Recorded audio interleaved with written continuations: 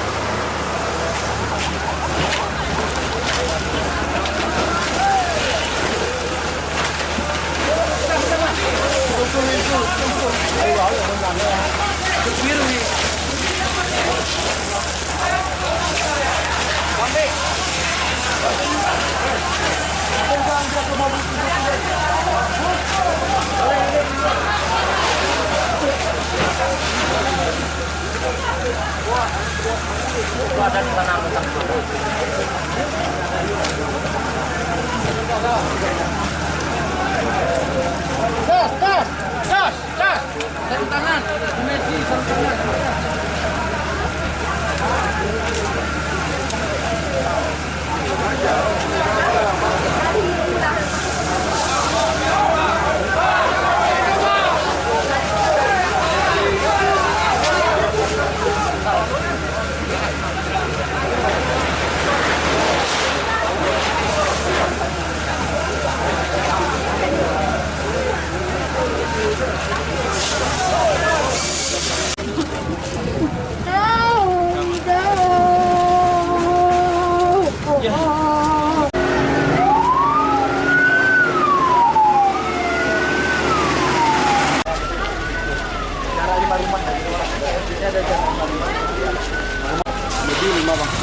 Belum. Ke belakangnya banyak tuh.